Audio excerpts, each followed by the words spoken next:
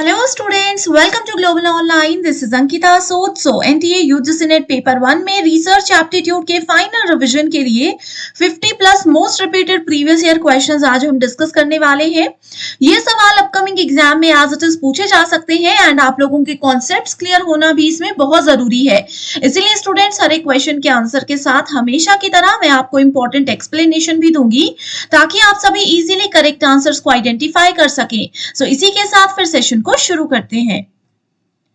This software is a plagiarism checker. So आपसे पूछा गया है कि साहित्यिक चोरी को चेक करने के लिए कौन सा सॉफ्टवेयर इस्तेमाल किया जाता है, साउंड फोर्ज, ग्रामरली, टर्निटिन या फिर फास्ट पेंसिल। सो बहुत इंपॉर्टेंट क्वेश्चन है ये। सो स्टूडेंट्स देखिए प्लेजरिज्म क्या होता है, सबसे पहले ये बताती हूँ। साहित्यिक चोरी, अब मान लीजिए कि आप लोग अपना रिसर्च कर रहे हो, अपने रिसर्च थीसिस में आपने क्या किया, कुछ टेक्स्ट वहां पर मेंशन कर दिया, कुछ रिजल्ट्स अपने थीसिस में मेंशन कर दिए, रिसर्च के फाइनल रिजल्ट्स मेंशन कर दिए एंड आपने वहां पर क्लियरली लिख दिया कि ये रिजल्ट्स का जो भी डेटा है वो मैंने खुद रिसर्च किया है। लेकिन वो डेटा आपने कहीं से कॉपी किया है, हो सकता है आपने वो इंटरनेट की किसी वेबसाइट से कॉपी किया है, हो सकता है आपने किसी बुक से कॉपी किया है या फिर कुछ समय पहले सेम टॉपिक पर किसी ने रिसर्च किया हो, आपने उनका डेटा यूज किया है अपने थीसिस में, अपने रिसर्च में, तो उस चीज को प्लेजरिज्म बोला जाता है, जो कि रिसर्च के फील्ड में एक बहुत बड़ा क्राइम होता है। एंड आपकी थीसिस में, आपके डॉक्यूमेंट्स में प्लेजरिज्म, साहित्यिक चोरी या फिर डुप्लीकेसी है या नहीं, उसको जांचने के लिए जो सॉफ्टवेयर बनाया गया है उसका नाम है टर्निटिन। ओके, तो सही आंसर है ऑप्शन नंबर 3। सो यहाँ पर देख सकते हो, it is an originality checking and plagiarism prevention service that checks your writing for citation, mistakes और इनअप्रोप्रिएट कॉपिंग। कहीं पर अगर आप डेटा कॉपी करके एज इट इज यूज कर रहे हो तो ये बता देगा आपके जो गाइड है उनको कि किस वेबसाइट से या किस बुक से आपने डेटा कॉपी किया है। ओके, इसके साथ ही ग्रामरली की अगर हम लोग बात करते हैं, सो ग्रामरली आर्टिफिशियल इंटेलिजेंस के द्वारा आपके सोशल मीडिया पोस्ट या फिर ग्रामेटिकल कोई मिस्टेक है या नहीं वो चेक करने के लिए बनाया गया है। साउंड फोर्ज जो सॉफ्टवेयर है ये डिजिटल ऑडियो एडिटिंग सॉफ्टवेयर है। एंड फास्ट पेंसिल क्या है, ये एक सॉफ्टवेयर है जो कि क्लाउड में काम करता है। ठीक है, जैसे प्रिंटेड बुक्स, ई बुक्स को आपको अगर एक्सेस चाहिए, प्रिंट करवाना है, तो उसके लिए फास्ट पेंसिल सॉफ्टवेयर बनाया गया है। सो ये देख सकते हो, ये इसकी ऑफिशियल वेबसाइट है, एक बार विजिट कर लीजिए, आप लोगों को बहुत सी जानकारी यहां से मिल जाएगी जो कि एग्जाम के लिए जरूरी है। आगे बढ़ने से पहले देखिए स्टूडेंट्स, एग्जाम ओरिएंटेड तैयारी करना बहुत जरूरी है एंड आपकी फाइनल रिवीजन भी बहुत अच्छे से हो, इसके लिए पेपर 1 का एक कंप्लीट कोर्स मैं लेकर आई हूं, जहां पर आपको हम डेली 3 लाइव लेक्चर्स के साथ एग्जाम से पहले 100% सिलेबस कवर करने की गारंटी देते हैं। आपको फुल सिलेबस नोट्स के साथ साथ मॉक टेस्ट एंड बहुत इंपॉर्टेंट है ये 5000 प्लस एमसीक्यू क्वेश्चन बैंक। इस कोर्स की सबसे खास बात यह है कि अगर आप लोग दिसंबर एग्जामिनेशन या फिर जून 2025 एग्जाम की तैयारी कर रहे हो तो भी आप इस कोर्स को अभी ज्वाइन कर सकते हो। फ्री वीडियोस और मॉक टेस्ट को देखना चाहते हो तो ग्लोबल ऑनलाइन ऐप को जरूर डाउनलोड कीजिए। स्टोर सेक्शन पर सर्च बार में लिखना है कोर्स का नाम, इस पे कंटेंट पर जाओगे तो आप देख सकते हो यहाँ पर 1 ईयर की वैलिडिटी है।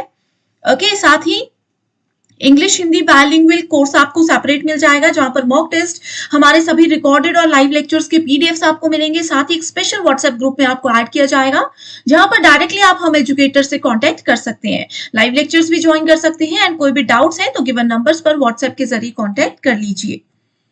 The property of data such that research results apply to situations beyond the particular sample of individuals items observed in a single research setting refers to as what?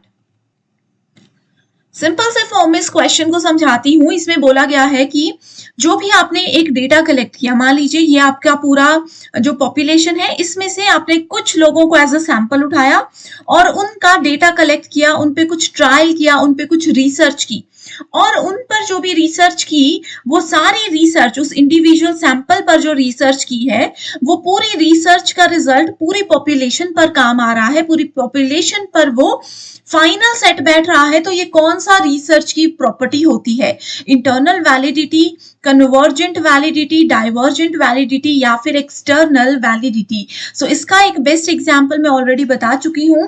हमारी जो पॉपुलेशन है वो बहुत ज्यादा है। जब कोरोना की वैक्सीन इंट्रोड्यूस हो रही थी तो सब लोगों पर ट्रायल नहीं हुए थे, कुछ कुछ सैंपल्स उठाए गए थे, जैसे कि कुछ एज ग्रुप के बच्चों को उठाया गया था, लोगों को उठाया गया था, कुछ स्पेसिफिक डिजीज वाले लोगों को उठाया गया था, जैसे शुगर जिनको है, बीपी जिनका लो या हाई रहता है, उन पर ट्रायल किए गए थे। ठीक है, लोगों की डिफरेंट डिफरेंट डाइट के लोगों पर ट्रायल किया गया था। जब ये सभी पर वो कोरोना की वैक्सीन अच्छे से काम करी, फिर उसको पूरी पॉपुलेशन पे लगाया गया। तो ये होती है एक्सटर्नल वैलिडिटी, कि एक एक्सटर्नल एनवायरमेंट पर अगर हम कुछ ट्रायल करते हैं, कुछ रिसर्च करते हैं और फिर उसको एक्चुअल सेटिंग में यूज करते हैं तो उसका सेम रिजल्ट आता है। Arrange the following steps involved in research process in correct order.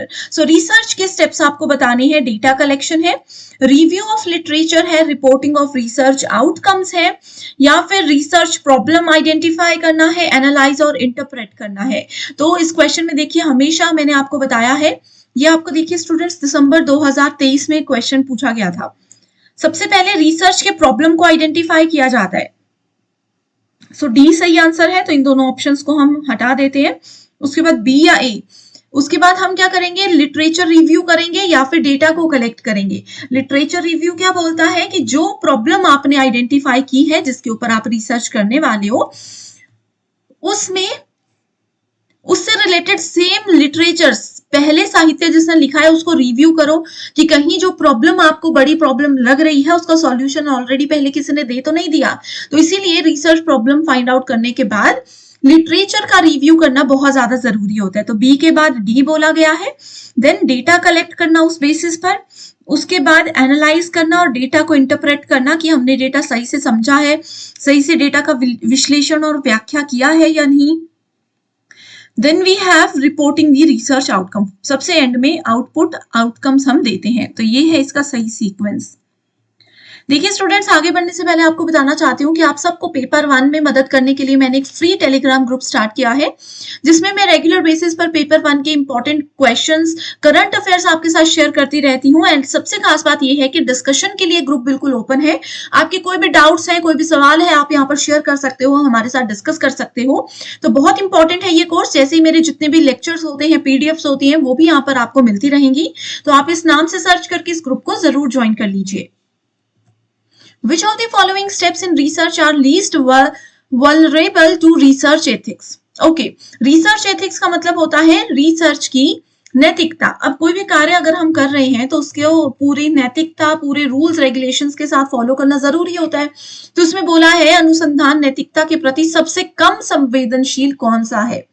Identifying the research variable की किन चरों पर हम कार्य करने वाले हैं उसको फाइंड आउट करना सबसे कम संवेदनशील होता है।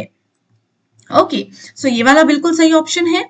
डिफाइनिंग द रिसर्च वेरिएबल, सो देखिए ए हमने सही बोल दिया और यही से हमें आंसर मिल जाता है, क्योंकि ए सिर्फ एक ही ऑप्शन में है। ठीक है, डिफाइनिंग द रिसर्च वेरिएबल, अगर हम वेरिएबल को आइडेंटिफाई कर रहे हैं तो उसको डिफाइन करना भी उतना ही ज्यादा महत्वपूर्ण होता है।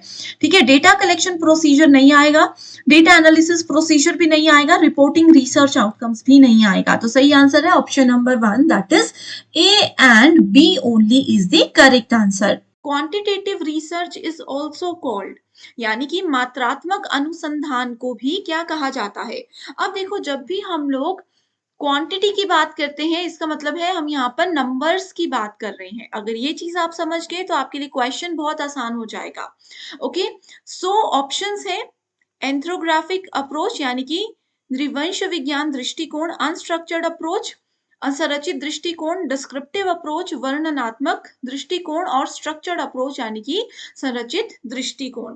सो यहाँ पर देखो, क्वांटिटेटिव मैंने आपको बताया कि नंबर्स के साथ काम किया जाता है। किसी की भी क्वांटिटी, अब जैसे मेरे पास मान लीजिए कि 5 बॉटल्स है, तो इसका मतलब ये क्या है कि हम क्वांटिटी की बात कर रहे हैं, इसकी क्वांटिटी 5 है।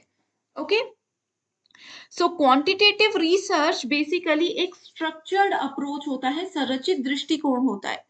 इसको याद रखने का एक ट्रिक मैं बताती हूँ। देखो, जो भी नंबर्स हम यूज करते हैं, कभी भी आप कुछ पढ़ रहे हो, आप नंबर्स लिख रहे हो, तो हमेशा आपको पता होता है ना कि 1 2 3 4 5 एक सीक्वेंस में ही रहता है, एक प्रॉपर इसका स्ट्रक्चर ही होता है जो हमने बचपन से पढ़ा है। कभी आपने नंबर्स ऐसे लिखे हैं 1 10 2, 4, 5, 6 ऐसे पढ़े हैं? कभी भी नहीं पढ़े होंगे। सो जब भी हम नंबर्स की बात करते हैं, जब भी हम क्वांटिटेटिव रिसर्च की बात करते हैं, तो directly go for structured approach. Okay, and इसके अलावा हमारे पास एक और मेथड होता है क्वालिटेटिव। क्वालिटेटिव क्या करता है? क्वालिटी बताता है किसी चीज की, और क्वालिटेटिव हमेशा अनस्ट्रक्चर्ड अप्रोच होता है। तो ये क्वेश्चन एग्जाम में ऑलरेडी पूछा जा चुका है, एंड क्वालिटेटिव का अगले एग्जाम में पूछा जा सकता है। ओके, अब कभी भी अगर हम लोगों से मैथमेटिकल मॉडल या मैथ से रिलेटेड परिकल्पना की बात की जा रही होगी क्वेश्चन में, तो आपने बिना सोचे समझे क्वांटिटेटिव पे क्लिक कर देना है, क्योंकि क्वांटिटेटिव का मतलब होता है हमेशा नंबर्स के साथ जुड़ा हुआ। Okay, next question is the research stream of immediate application is conceptual research, action research, fundamental research या एम्पेरिकल रिसर्च। यानी कि जो तत्काल आवेदन की अनुसंधान धारा होती है वो किस पे डिपेंड करती है, वो किसके ऊपर आधारित होती है। देखो, ये हमने बेसिक क्वेश्चंस वाले या बेसिक थ्योरी वाले सेशंस में भी पढ़ा था। एक ऐसा रिसर्च इसमें पूछा गया है, एक ऐसा रिसर्च इसमें पूछा गया है जिसको हम अगर एकदम से प्रॉब्लम हो रही है, हमें कहीं पर हम फंस चुके हैं, तो इमीडिएटली उसको इस्तेमाल किया जा सकता है, इमीडिएटली उसको यूज किया जा सकता है। ओके, तो ऐसा कौन सा रिसर्च है?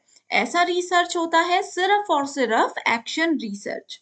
अब देखो, कई बार ऐसा होता है ना कि कोई प्रॉब्लम में फंस जाते हैं, तो हमें उस वक्त जरूरत नहीं होती, उतना समय नहीं होता कि हम सोचें, किसी को कॉल करें। हमें क्या करना होता है? एकदम से कुछ एक्शन लेना होता है। चाहे फिर वो एक्शन हमें एंड तक पहुंचाए या किसी नुकसान में पहुंचाए, वो उसके रिजल्ट की अलग बात रहती है। लेकिन कभी भी तत्काल अगर हमें कुछ करना हो, तो हमेशा हमें हेल्प करता है एक्शन रिसर्च।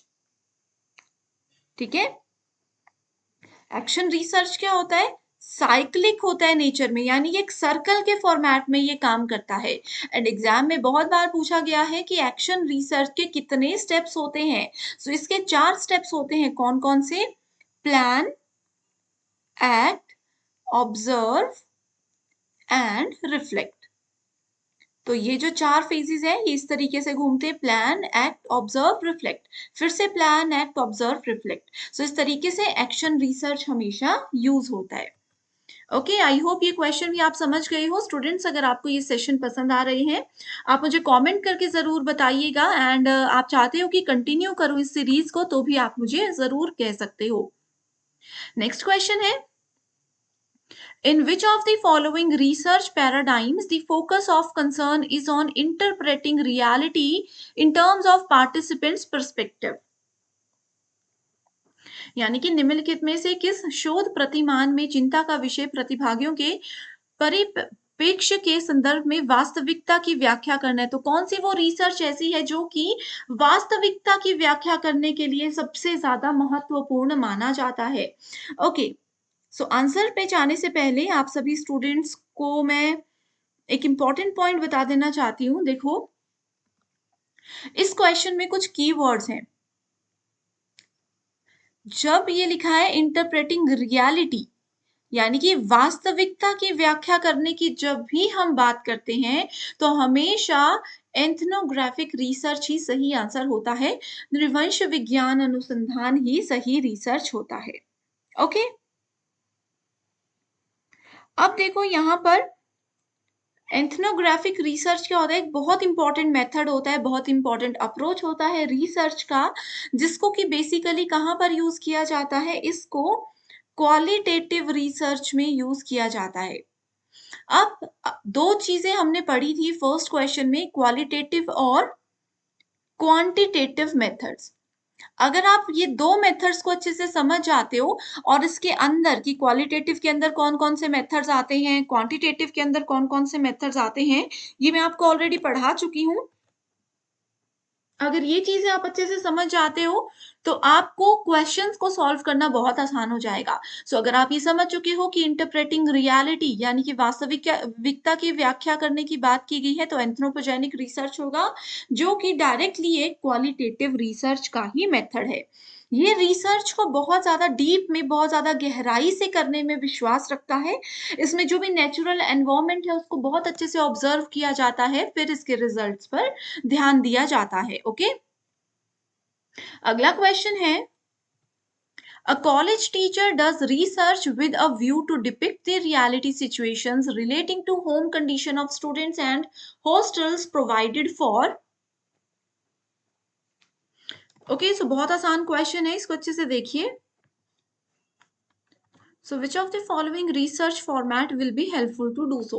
ओके, सो देखो बिल्कुल एक रियल लाइफ की सिचुएशन यहाँ पर दी गई है, जिसमें कॉलेज टीचर को रिस्पॉन्सिबिलिटी दी गई है एक रिसर्च करने की। अब उनको रिसर्च क्या करना है, उनको रियलिटी सिचुएशंस देखनी है, वास्तविक स्थितियों को चेक करना है किसी स्टूडेंट के होम की कंडीशन को लेकर के, एंड जो उनको हॉस्टल प्रोवाइड करवाया गया है उसकी कंडीशंस को देख करके रिसर्च करनी है। तो ऐसे केस में जो सबसे ज़्यादा इम्पोर्टेंट रिसर्च होता है वो होता है पार्टिसिपेशन ऑब्जर्वेशन बेस्ड रिसर्च, यानी कि प्रतिभागी अवलोकन आधारित अनुसंधान।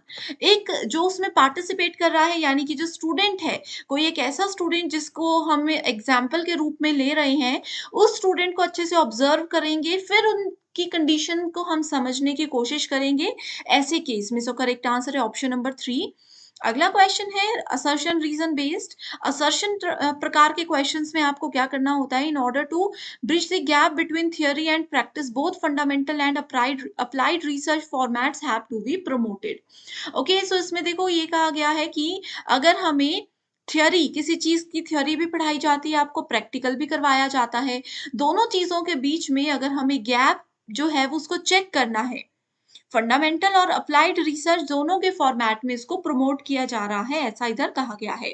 इसका कारण ये कहा गया है कि फंडामेंटल रिसर्च हमेशा थ्योरी के ऊपर फोकस करता है and applied research directly practical चीजों पर फोकस करता है। तो डायरेक्ट मैंने क्वेश्चन आपको समझा दिया, करेक्ट आंसर है कि रिसर्च, इस क्वेश्चन में असर्शन और रीजन दोनों सत्य है एंड इसका एक्सप्लेनेशन भी बिल्कुल सही है। अगला क्वेश्चन है, university department plans to undertake a study where in attitude, value and biases of teachers and students are to be probed with an eye on disclosing their pattern of adjustment. ठीक है, so university का एक department है जो कि plan कर रहे हैं कि हम एक रिसर्च करनी है जिसमें हम स्टूडेंट्स के और टीचर्स के किसी चीज को लेकर के क्या दृष्टिकोण है, क्या वैल्यू देते हैं वो किसी चीज को, उन सब चीजों को ध्यान में रखते हुए वो कैसे एडजस्ट करते हैं लेवल पर, इस तरह की रिसर्च के लिए कौन सा मेथड बेस्ट रहेगा। सो करेक्ट आंसर है हमारे पास case study method and ethnographic method. यहाँ पर स्टूडेंट्स एक होमवर्क क्वेश्चन मैं आपको ये दे रही हूँ, इसका आंसर मेरे प्रीवियस वीडियोस में मिल जाएगा या फिर गूगल पे सर्च कीजिए, क्योंकि जरूर एग्जाम में क्वेश्चन आता है। तो एथ्रोपोजेनिक तो हम बहुत बार डिस्कस कर चुके हैं कि आपका क्वांटिटेटिव होता है। ठीक है, अब बताइए कि केस स्टडी मेथड क्वालिटेटिव है या क्वांटिटेटिव है। कमेंट करके आंसर बताइएगा, आप सही हो या गलत हो वो मैं आपको रिप्लाई कर दूंगी। अगला क्वेश्चन है, below are given two sets, जिसमें एक तरफ रिसर्च मेथड्स है, दूसरी तरफ डेटा कलेक्शन के टूल्स दिए गए हैं। Experimental method, expose, descriptive and historical method. Historical मतलब हिस्ट्री, जो चीजें ऑलरेडी हो चुकी हैं। अब हिस्ट्री की बुक पढ़ते हो, उसके लिए किसी को कोई रिसर्च करने की जरूरत होती है? हर एक आम आदमी को नहीं होती। उसमें ऑलरेडी हमारे पास सोर्सेज होते हैं, हमारे पास ऑलरेडी डेटा होता है प्राइमरी और सेकेंडरी। सो डी को हम फर्स्ट के साथ मैच करेंगे, इस अकॉर्डिंग हमारा option number C and option A गलत हो गया है। इसके बाद देखो, एक्सपेरिमेंट जब भी किए जाते हैं तो एक टेस्ट होता है। आप लोगों ने लैब में एक्सपेरिमेंट किए तो आप कुछ ना कुछ चीजें उसमें टेस्ट कर रहे होते हो। सो फर्स्ट को हम थर्ड से मैच कर देंगे, फर्स्ट को थर्ड से मैच कर देंगे, डी को फर्स्ट से मैच कर देंगे। एक्स पोस्ट फैक्टो होता है कि कोई इंसिडेंट अगर एक बार हो गया है और उस इंसिडेंट के बाद फिर हमें पता चल रहा है और उसके बाद फिर हम उसके लिए रिसर्च कर रहे हैं, तो वो होता है typical characteristic test. And descriptive, किसी चीज को डिस्क्राइब कब किया जाता है, डिस्क्रिप्टिव सर्वे मेथड होता है क्वेश्चनियर। सो करेक्ट आंसर है ऑप्शन नंबर बी। ये जितने भी मेथड्स हैं इनकी थ्योरी मैं ऑलरेडी डिस्कस कर चुकी हूँ, लिंक डिस्क्रिप्शन बॉक्स में मिल जाएगा, आप देख सकते हो। The study of why does stressful living result in heart attack. इसमें कहा है कि तनावपूर्ण जीवन जो लोग जीते हैं उनको हार्ट अटैक, दिल का दौरा आने के ज्यादा चांसेस होते हैं। ये कौन सी रिसर्च ने कहा है? ये एक्सप्लेनेटरी रिसर्च ने कहा है, व्याख्या की है। यानी कि बहुत से लोगों को हार्ट अटैक आ रहे थे मान लीजिए, तो फिर उसके बाद उन्होंने रिसर्च किया कि कौन-सी एज के लोगों को अभी बहुत हार्ट अटैक आ रहा है। फिर उन सभी लोगों की जो डेली रूटीन है, उस पे रिसर्च किया गया। उनका क्या शेड्यूल रहता था, क्या उनके ईटिंग हैबिट्स रहते थे, कैसे वो खाते-पीते थे, वो सब चीज़ों पे रिसर्च की गई और फिर उसको एक्सप्लेन किया गया कि ये कारण है, अगर वो तनावपूर्ण जीवन जी रहे थे, जिसके कारण उनको हार्ट अटैक हुआ था। A researcher attempts to evaluate the effect of method of feeding on anxiety proneness of children. इसमें कहा है एक शोधकर्ता बच्चों की चिंता प्रवणता पर भोजन की विधि के प्रभाव का मूल्यांकन करने का प्रयास करता है। इसमें कौन सा मेथड सबसे अच्छा है? तो इसमें एक्स पोस्ट फैक्टो मेथड है। अब देखो मैंने क्या बताया कि कोई इंसिडेंट हो चुका है, कुछ प्रॉब्लम में हम फंस चुके हैं, उसके बाद हम उस पे रिसर्च कर रहे हैं। सो इसमें क्या हुआ, इस केस में एक बच्चा ऑलरेडी एंजाइटी हो चुकी है उनको, वो परेशान, बहुत कंफ्यूज और ऐसे मेंटली डिस्टर्ब रहने लग गया है, वो ऑलरेडी उस कंडीशन में जा चुका है। उसके बाद हम उस चीज़ पे रिसर्च कर रहे हैं कि ये हुआ क्यों था? तो वो होगा ex post facto method, okay? So इस तरीके से चीज़ें आपको याद रखना आसान हो जाती हैं एंड आज का हमारा लास्ट क्वेश्चन है। एक तरफ इंटरव्यू के टाइप्स दिए हैं जो कि रिसर्च में मदद करते हैं और दूसरी तरफ उसके मीनिंग दिए गए हैं। स्ट्रक्चर्ड, अनस्ट्रक्चर्ड यहाँ पर आएगा आंसर्ड, ठीक है? इसको यहाँ पर लिखना है फोकस्ड और क्लिनिकल इंटरव्यूज। सो इधर डायरेक्टली देख लेते हैं। स्ट्रक्चर्ड इंटरव्यू होते हैं प्री डिटरमाइंड, एक क्वेश्चंस होते हैं जो कि पहले से डिटरमाइन किए गए होते हैं, वो एक स्ट्रक्चर्ड इंटरव्यू होता है। अनस्ट्रक्चर्ड होता है जो कभी भी ले लिया जाता है, वो बहुत फ्लेक्सिबल होता है। फोकस्ड इंटरव्यू होते हैं किसी पर्टिकुलर क्वेश्चन पे या पैटर्न पे उसमें ध्यान दिया जाता है एंड क्लिनिकल इंटरव्यूज होते हैं जिसमें किसी एक पर्सन की व्यक्तिगत जीवन का अनुभव उनसे पूछा जाता है। ओके, स्टेप्स ऑफ रिसर्च का ये क्वेश्चन है। इसमें पूछा गया है कि जो भी चरण होते हैं अनुसंधान के, शोध के जो चरण होते हैं उसको सही क्रम में लिखिए। आइडेंटिफिकेशन ऑफ रिसर्च प्रॉब्लम यानी कि शोध समस्या की पहचान, लिसनिंग ऑफ रिसर्च ऑब्जेक्टिव्स अनुसंधान उद्देश्यों की सूची, कलेक्शन ऑफ डेटा, डेटा का संग्रह, मेथडोलॉजी कार्यप्रणाली, डेटा एनालिसिस, डेटा विश्लेषण और रिजल्ट एंड डिस्कशन यानी कि परिणाम और चर्चा।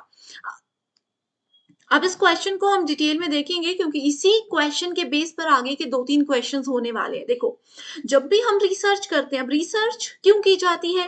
कोई हमारे पास प्रॉब्लम है या रियल लाइफ में प्रॉब्लम है या सोशल कोई प्रॉब्लम है, किसी भी फील्ड में कोई प्रॉब्लम है, उस प्रॉब्लम के सॉल्यूशन तक पहुंचने के लिए हम रिसर्च करते हैं। मान लीजिए कहीं पर कोई भूकंप आ गया, अनवांटेड बाढ़ आ गई, तो वो एक प्रॉब्लम हो गई, ठीक है? अब वो प्रॉब्लम क्यों हुई, इसके पीछे क्या कारण था, उसके सॉल्यूशन तक जाने के लिए हम रिसर्च करते हैं। बड़े-बड़े रिसर्चर्स वहाँ पर रिसर्च करते हैं कि ये क्यों हुआ, क्या इसके पीछे रीज़न था और फिर वो बताते हैं कि हाँ, हम इंसान जो गड़बड़ कर रहे हैं उसकी वजह से हुआ या कोई भी चीज़ें ऐसे हो सकती हैं। तो इसीलिए रिसर्च करने के लिए सबसे पहली चीज़ जो किसी पर्सन के पास होनी चाहिए वो होती है एक प्रॉब्लम। अगर आपके पास प्रॉब्लम ही नहीं होगी तो आप ढूंढोगे क्या? तब तो रिसर्च होगी ही नहीं। तो सबसे पहले आपको रिसर्च के प्रॉब्लम के बारे में पता होना चाहिए। अब प्रॉब्लम तो बहुत सारी होती है लेकिन प्रॉब्लम के सॉल्यूशन तक पहुंचने के लिए आपको क्या करना होता है? ऑब्जेक्टिव्स को डिफाइन करना होता है। अब प्रॉब्लम हमारे पास है, उस प्रॉब्लम से क्या-क्या उद्देश्य हम निकाल सकते हैं, कैसे उसके सॉल्यूशन तक पहुंच सकते हैं। सो पहला स्टेप है ऑप्शन नंबर 1, दूसरा स्टेप है ऑप्शन नंबर 2। अब यहाँ पर ऑब्जेक्टिव देखने के बाद आपको पता चलता है कि आप कौन सा मेथड यूज करोगे। रिसर्च के बहुत से मेथड्स होते हैं, हमने ऑलरेडी कल डिस्कस कर लिया है, राइट? सो वो जो रिसर्च के मेथड्स है उसमें से कौन सा मेथड उस कंडीशन पे बेस्ट सुटेबल होगा वो ढूंढना जरूरी है। उस मेथड को सेलेक्ट करने के बाद आपको फिर डेटा कलेक्ट करना है, उस मेथड, उस रिसर्च के सॉल्यूशन को ढूंढने के लिए आपको जो भी डेटा चाहिए, जो भी रिकॉर्ड्स चाहिए, लोगों से इंटरव्यूज़ लेने पड़ सकते हैं कि उनके इसके बारे में क्या कहना है। तो ये सब के लिए डेटा कलेक्शन इम्पोर्टेंट होता है। उसके बाद आता है डेटा कलेक्ट कर लिया। अब ज़रूरी तो नहीं है कि आप जो भी डेटा इकट्ठा कर रहे हो, जितने भी लोगों से इंटरव्यू ले रहे हो, वो सब बिल्कुल सही होगा। तो उस डेटा को कलेक्ट मान लीजिए 100 लोगों से आपने डेटा कलेक्ट कर लिया, 100 में से हो सकता है फाइनल आप 80 करो, 20 को रिजेक्ट कर दो। तो इसके लिए डेटा एनालिसिस भी ज़रूरी होता है। और रिजल्ट एंड डिस्कशन तो दिखती सी बात है कि सबसे अंतिम स्टेप ही होगा। सो करेक्ट आंसर क्या है? Option number 2 that is 1, 2, 4, 3 and 5, 6। Okay, बहुत इजी क्वेश्चन था। इतना डिटेल में मैंने इसलिए बताया क्योंकि इसी पे बेस आगे क्वेश्चन आएगा। देखो, इसमें भी पूछा था ना steps of research correct sequence, इसमें भी पूछा है रिसर्च के स्टेप्स का करेक्ट सीक्वेंस। चीजें वही है जो हमने यहां पर देखी, बस उसको लिखने का और पूछने का तरीका अलग है। ओके, तो सबसे पहले क्या स्टेप होगा? Research of selection of topic, यानी कि विषय आपको पता होना चाहिए। रिव्यू करेंगे लिटरेचर का, जो पुराने साहित्य हैं उनके बारे में पढ़ोगे। या फिर ये देखो, ये 3 जगह पर सेम ऑप्शन है, तो इससे आपको क्लियर हो जाएगा कि आपका आंसर बी तो बिल्कुल नहीं होगा। आपने टॉपिक ढूंढ लिया, उसके बाद रिसर्च रिव्यू करोगे, लिटरेचर का रिव्यू करोगे। देखो, एक बार आपको टॉपिक मिल गया, टॉपिक का यहाँ पर मतलब है कि आपको ये पता चल गया कि प्रॉब्लम क्या है। अब एक बार प्रॉब्लम मिल गई तो ऐसा तो नहीं है कि आपको लगा कि अरे ये तो बहुत बड़ी प्रॉब्लम है, चलो इस पे सॉल्यूशन ढूंढते हैं, और आप सीधा सॉल्यूशन ढूंढने लग गए। ये सबसे गलत चीज होती है। आपके सामने अगर कोई प्रॉब्लम आ रही है, सोशल प्रॉब्लम या कोई भी बड़ी प्रॉब्लम, और एज एन रिसर्चर आप सोच रहे हो उसके बारे में रिसर्च करने का, तो सबसे पहले आपको रिव्यू करना है लिटरेचर का। आपको उस प्रॉब्लम से रिलेटेड पहले जो भी रिसर्च हुई है उनको अच्छे से पढ़ना है, उनके बारे में अच्छे से स्टडी करना है। कहीं ऐसा ना हो कि जिस प्रॉब्लम का सॉल्यूशन आप ढूंढना चाह रहे हो उसका ऑलरेडी एक बेस्ट सॉल्यूशन किसी ने दे दिया हो, तब तो आपकी रिसर्च वेस्ट हो जाएगी, आपका समय, पैसा, एनर्जी सब वेस्ट हो जाएगा। तो प्रॉब्लम आने के बाद आपको पढ़ना है कि इस प्रॉब्लम के बारे में आज तक किसी ने क्या क्या सर्च किया है, क्या किसी ने इसके बारे में कुछ किया भी है या नहीं किया है। उसके बाद फिर डेटा को कलेक्ट करोगे, और जो भी आपने फाइंडिंग्स, जो भी आपके रिजल्ट आए हैं, फाइंडिंग्स का मतलब है रिजल्ट आया है, तो ये होगा लास्ट ऑप्शन। ओके, सो ये देखो सेम चीजें थी, बस पूछी डिफरेंट तरीके से गई थी। Okay, so review of literature कभी भी पहला स्टेप हो ही नहीं सकता। और इसमें भी देखो, टॉपिक सेलेक्ट करने के बाद डेटा इकट्ठा अगर कर लिया, और डेटा इकट्ठा करने के बाद, डेटा इकट्ठा एक दिन में तो होगा नहीं, 10, 12, 15 दिन मिनिमम ये मानकर चलते हैं छोटे से रिसर्च के लिए। उसके बाद फिर पुराने रिसर्च में देखोगे कि ये चीजें किसी ने की हैं या नहीं की हैं, तब तो आपका ये वाला समय बिल्कुल बर्बाद हो गया ना। इसीलिए इन चीजों पे आपने ध्यान देना है।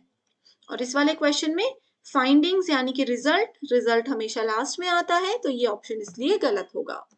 आई होप स्टूडेंट्स ये आप चीजें समझ रहे हो। सेशन पसंद आ रहा है बेझिझक, कोई डाउट है तो भी बता दीजिए। सेशंस पसंद आ रहे हैं तो मुझे मोटिवेट करने के लिए जरूर कमेंट कर दीजिएगा, एंड चाहते हो कि मैं इसको कंटिन्यू करूं तो भी मुझे बता दीजिए।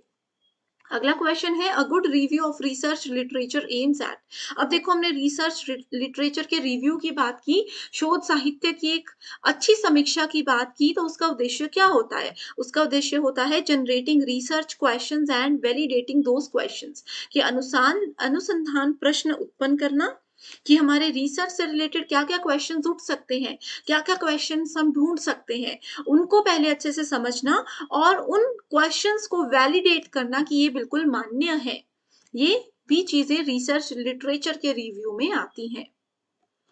देखो, अगला क्वेश्चन है, sequential operations in scientific research. यहाँ पर वैज्ञानिक अनुसंधान, साइंस में कितने रिसर्च होते हैं, हर रोज नया एक रिसर्च होता है, तो साइंटिफिक रिसर्च में क्या स्टेप्स होंगे, ये भी एक इंपॉर्टेंट क्वेश्चन है, बहुत बार एग्जाम में आता है। आंसर पर जाते हैं। तो पहला है कोवेरिएशन, सह भिन्नता, कि ऑलरेडी अगर इस चीज पे रिसर्च हो चुकी है तो हम ऐसा क्या करें कि वो थोड़ा अलग हो। एलिमिनेशन ऑफ सुपेरियस रिलेशंस, नकली का उन्मूलन संबंध, जर्नलाइजेशन सामान्यीकरण, और थियोराइजेशन सिद्धांतीकरण।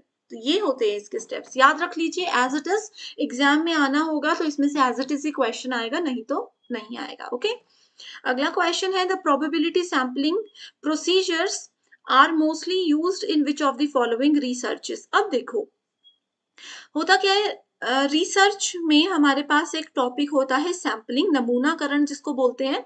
सैम्पलिंग दो टाइप की होती है, एक होता है प्रोबेबिलिटी सैम्पलिंग, एक होता है नॉन प्रोबेबिलिटी सैम्पलिंग। अगले वीडियो में इस पे क्वेश्चंस मैं लेकर आऊंगी।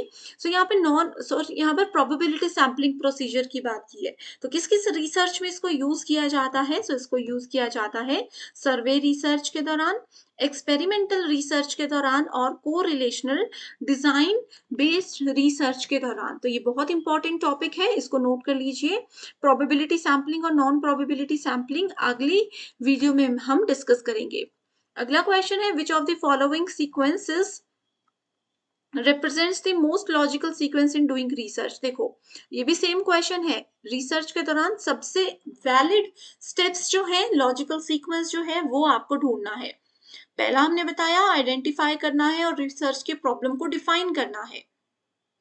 यहाँ पर देखो आइडेंटिफाई ऑफ रिसर्च प्रॉब्लम है, survey of research definition of research problem है, डिफाइनिंग रिसर्च वेरिएबल्स। सो वेरिएबल्स को कभी भी सबसे पहले डिफाइन नहीं किया जाता, और यहाँ पर रिसर्च के प्रॉब्लम का टर्म तो लिखा है लेकिन उसका सर्वे करने की बात की गई है, ठीक है, तो ये भी गलत हो जाएगा।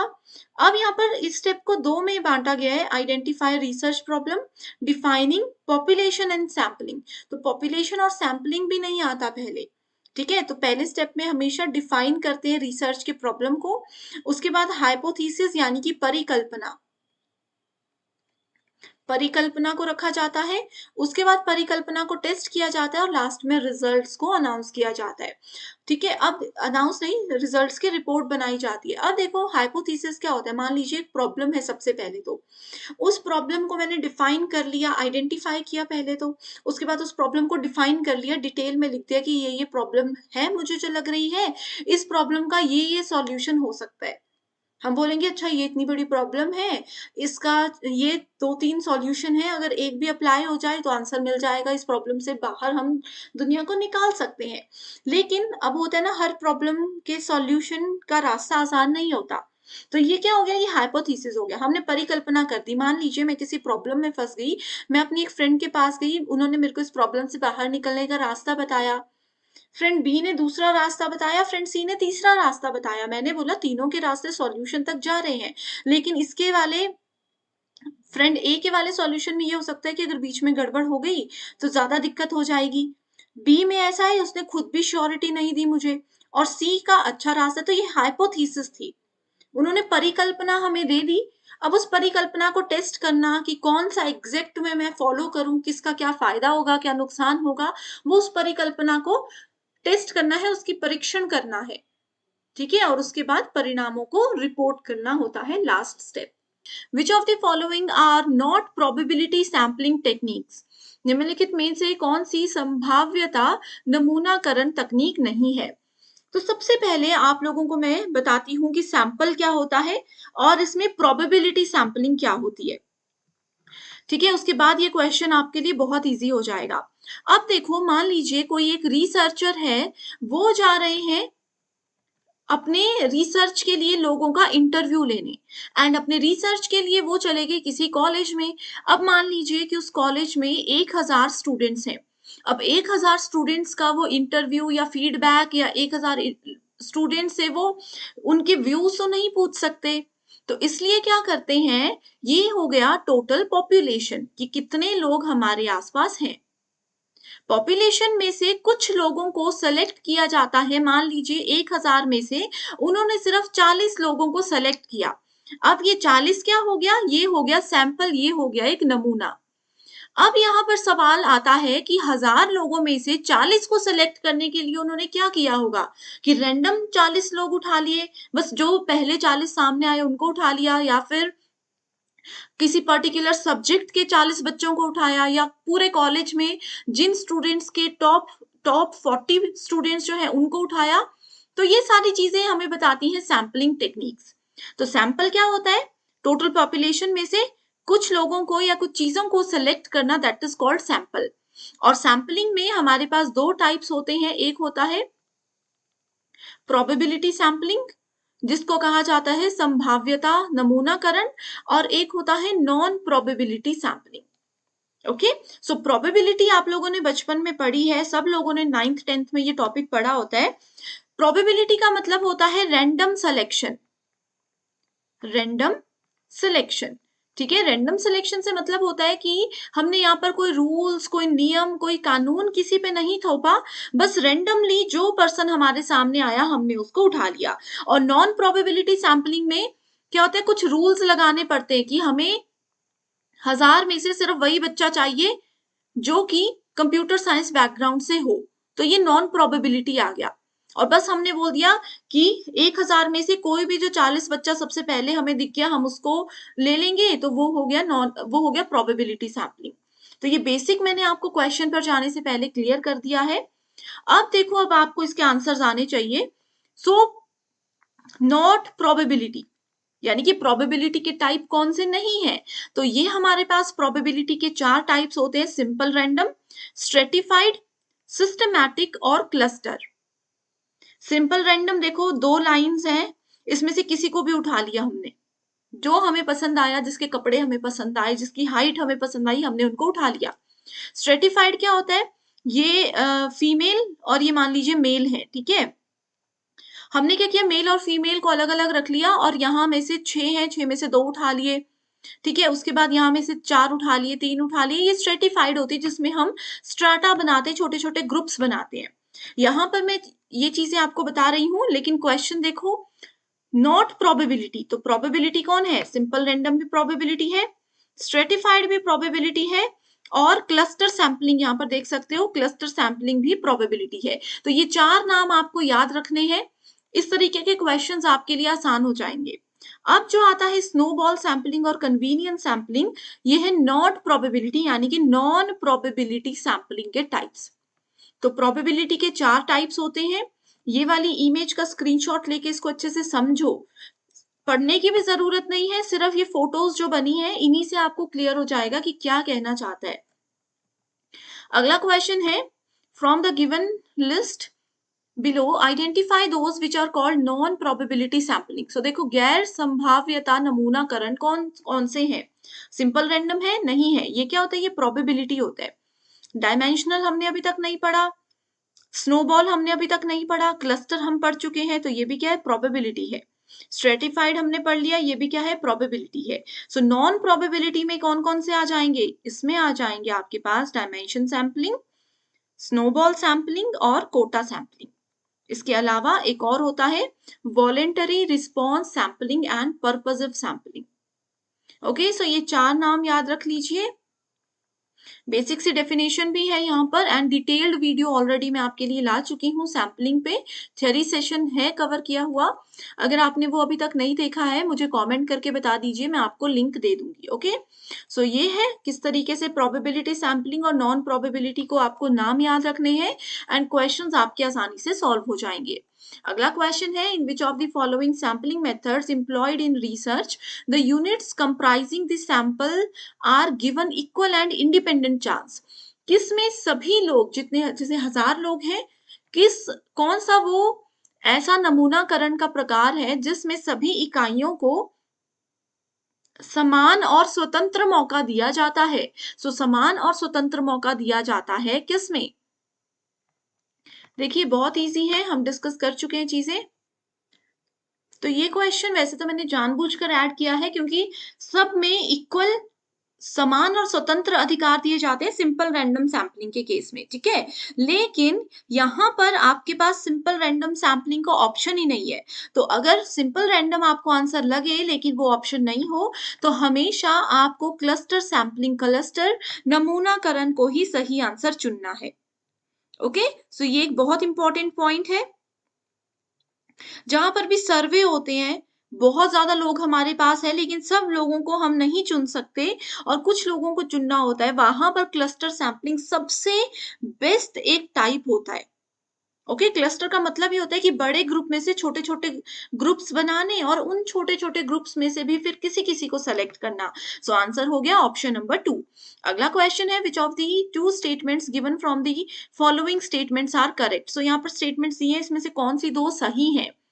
पहली डेफिनेशन बोलती है सैम्पलिंग यानी कि नमूनाकरण क्या है, related error is subsumed under the category of non sampling error. ठीक है, कोई भी अगर संबंधित त्रुटि आ जाती है उसको गैर नमूनाकरण त्रुटि श्रेणी के अंदर, उसको हमेशा नॉन सैम्पलिंग एरर के अंदर रखा जाता है।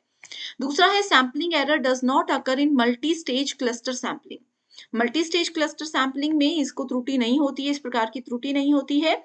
Inaccurate sampling frame and non response are examples of sampling related errors, and there is an inverse relation between heterogeneity of population and sampling errors। ठीक है, सो ये हर एक जो इंपॉर्टेंट टर्म्स है, heterogeneity हो गया, सैम्पलिंग रिलेटेड एरर्स हो गया, ये हम डिस्कस कर चुके हैं। नहीं देखा है वो लेक्चर, कमेंट कीजिए, लिंक मैं आपको दे दूंगी। ठीक है, सो इसका आंसर डायरेक्ट आपको पता हो जाएगा कि फर्स्ट एंड थर्ड। सैम्पलिंग क्या होता है, सैम्पलिंग रिलेटेड एरर्स जो होते हैं उसको हमेशा नॉन सैम्पलिंग एरर की कैटेगरी में रखा जाता है, बिल्कुल सही है। उसके बाद इनएक्यूरेट सैम्पलिंग फ्रेम, अगर हम देखो 1000 लोगों में से हम बोलते हैं कि हमें टॉप 50 बच्चे चाहिए, वही हमने गलत बच्चे सेलेक्ट कर दी तो दिखती सी बात है हमारा रिसर्च, हमारा सैंपल फेल हो जाएगा। तो यही चीज यहाँ पर कहा है, इसीलिए उसको, ये उसका एक बेस्ट एग्जाम्पल है सैम्पलिंग रिलेटेड एरर का। ओके, अगला क्वेश्चन है, when a sample is chosen because it is available to the researcher is known as. अब हमने 8 टाइप के सैंपलिंग मेथड्स देख लिए। ठीक है, उन 8 मेथड्स में रिसर्चर ने क्या किया, जल्दी जल्दी में कोई भी सैंपल का मेथड यूज कर लिया, क्योंकि सिर्फ रिसर्चर के सामने वही अवेलेबल था। कोई भी सैंपल उठा लिया 1000 में से, रिसर्चर सोच समझ के नहीं किया कि उसको कौन सा सैम्पलिंग मेथड फॉलो करना है। उन्होंने क्या कर दिया, फटाफट बस गए, समय कम था, एकदम से उन्होंने क्या कर दिया, लोगों को सेलेक्ट कर लिया, सैंपल कलेक्ट कर लिया। तो ये कौन सा मेथड होता है, ये होता है कन्वीनियंट सैम्पलिंग, आराम नमूना। कन्वीनियंट क्या होता है, आपको बोला जाता है ना अपने कन्वीनियंस के हिसाब से पढ़ा कीजिए, कि जब आपको सही लगे, जो आपको सही लगे, जो आपको इजी लगे, उस अकॉर्डिंग जो हम काम करते हैं, जो अपने कंफर्ट जोन में हम रहकर काम करते हैं, जिसमें हमें ज्यादा असुविधा ना हो, उसको कन्वीनियंट कहते हैं। तो ये कन्वीनियंट सैम्पलिंग भी उसी से रिलेटेड है। Students t test is typically used for, आमतौर पर देखो टी टेस्ट को यूज किया जाता है, जिसमें कि अगर हम विद्यार्थियों के द्वारा टी टेस्ट को यूज करें तो उसका क्या कारण होता है। It is used in comparing two groups to see if their means differ, यानी कि दो ग्रुप्स हैं अगर स्टूडेंट्स के, और हमें चेक करना है कि उनके मीन्स और उनके रिजल्ट्स जो है वो अलग अलग आए हैं, उसको चेक करने के लिए टी टेस्ट को यूज किया जाता है। अगला ऑप्शन बोलता है in comparing multiple groups to see if their means are different, यानी कि दो ग्रुप नहीं, दो से ज्यादा ग्रुप्स के अगर मीन्स हमें कंपेयर करने हैं और चेक करने हैं, क्या उस केस में हम स्टूडेंट्स के टी टेस्ट को यूज करेंगे। तीसरा बोलता है in testing the stationarity of a time series, यानी कि किसी समय श्रृंखला की स्थिरता का परीक्षण करने में, कोई देखना है कि स्थिर है कोई समय का टेस्ट या फिर नहीं, उसको चेक करने के लिए टी टेस्ट यूज किया जाता है। या फिर in testing the goodness of fit of a model. तो यहाँ पर देखो, कल अगर आपने थ्योरी सेशन देखा है तो आपको पता होगा, जहां पर भी टी टेस्ट होता है, टी से का याद रखिए टू टेस्ट, टू का मतलब है कि सिर्फ दो ग्रुप्स को यहाँ पर कंपेयर किया जाता है। सो करेक्ट आंसर बहुत आसान है, ऑप्शन नंबर 1। टी टेस्ट मतलब टू टेस्ट, यानी कि दो ग्रुप्स को कंपेयर किया जा रहा है, चाहे वो स्टूडेंट्स के ग्रुप हो, चाहे वो कोई और ग्रुप हो, बस दो की यहाँ पर बात की जाती है, तो वो टी टेस्ट ही होता है। ओके, अगर आप लोगों ने अभी तक थ्योरी सेशन नहीं देखा है जिसमें ये सारे कॉन्सेप्ट्स क्लियर किए हैं मैंने, तो लिंक आपको डिस्क्रिप्शन बॉक्स में मिल जाएगा, आप उसको चेक जरूर कीजिएगा। इसी के साथ फिर आप देख सकते हो अगला क्वेश्चन है, मैच द फॉलोइंग से रिलेटेड, ये प्रीवियस ईयर क्वेश्चन है, 2021 में एज इट इज पूछा गया था। टाइप्स ऑफ टेस्ट दिए गए हैं, जैसे कि Kruskal Wallis test, G test, ANOVA test और काई स्क्वायर टेस्ट, और दूसरी तरफ subject matter of the problem. Okay, so देखो यहाँ पर अनोवा टेस्ट, हम लोगों ने कल अनोवा टेस्ट को भी अच्छे से पढ़ लिया था। ओके, काई स्क्वायर टेस्ट को भी पढ़ लिया था। काई स्क्वायर टेस्ट का एक मैं आपको ना छोटा सा ट्रिक बताती हूँ, एक छोटा सा कीवर्ड बताती हूँ कि कहीं पर भी काय स्क्वायर टेस्ट अगर दिख जाए, और हिंदी मीडियम स्टूडेंट्स भी यहाँ पर देख सकते हो, ठीक है, कहीं पर भी काय स्क्वायर परीक्षण अगर दिख जाए आप लोगों को, तो उसको फिट की अच्छाई का परीक्षण करने के लिए गैर पैरामीट्रिक परीक्षण के साथ हमेशा मैच करना है। कहीं पर भी गुडनेस ऑफ फिट ये टर्म आपको नजर आती है तो बिना सोचे समझे, बिना कंफ्यूज हुए आप डायरेक्टली उसको काय स्क्वायर टेस्ट के साथ मैच कर सकते हो। ओके, सो डी को अगर हम थर्ड के साथ मैच करते हैं, देखो ये कीवर्ड से हमने डायरेक्ट आंसर ढूंढ लिया, ऑप्शन नंबर 1। बाकी के ऑप्शन भी देख लेते हैं। देखो जी टेस्ट क्या होता है? Testing the difference between means of two sample groups. दो सैंपल ग्रुप्स के बीच का टेस्ट अगर हमें करना है तो जी टेस्ट उसमें यूज होता है। Then we have ANOVA test, parametric test to compare means of more than two population group. दो या दो से दो ग्रुप हैं तो जी टेस्ट और टी टेस्ट यूज होते हैं। ओके, जी टेस्ट में भी दो ग्रुप हैं, टी टेस्ट में भी दो ग्रुप है, लेकिन जी टेस्ट बेसिकली इनके रिजल्ट पर फोकस करता है, टेस्टिंग के बाद जो रिजल्ट आता है उसके कंपैरिजन पे फोकस करता है। एंड दो से ज्यादा ग्रुप्स की अगर बात की जा रही हो तो go for ANOVA test. Okay, and Kruskal Wallis test क्या होता है? नॉन पैरामीट्रिक टेस्ट होता है to compare means of more than two population group. इसमें कंपेयर किया जाता है दो या दो से ज्यादा बड़े ग्रुप्स के रिजल्ट को, उनके मीन्स को। ओके, सो हिंदी मीडियम स्टूडेंट्स भी देख सकते हो, करेक्ट आंसर है ऑप्शन नंबर 1। अब एक चीज यहाँ पर आप लोगों के साथ और शेयर कर देना चाहती हूँ। अनोवा पढ़ रहे हो ना आप लोग? अनोवा का मतलब क्या होता है ये एग्जाम में पूछा जाता है। अनोवा का मतलब होता है analysis of variance, analysis of variance. ठीक है, ये क्या होता है? ये एक पैरामीट्रिक टेस्ट होता है।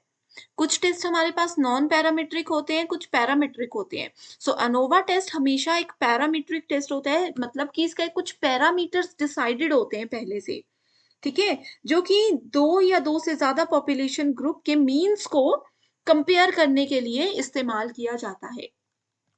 सो देखो, इस एक क्वेश्चन से आपके 4 पॉइंट्स क्लियर हो गए जो कि एग्जाम में आपको बहुत हेल्प करेंगे। अगला क्वेश्चन है, which of the following statistical test examines the equality of two means? दो मीन्स की, दो साधनों की समानता की जांच करने के लिए कौन से टेस्ट का इस्तेमाल किया जा सकता है? ठीक है, कौन से स्टैटिस्टिकल टेस्ट का यानी कि सांख्यिकीय परीक्षण का इस्तेमाल किया जा सकता है?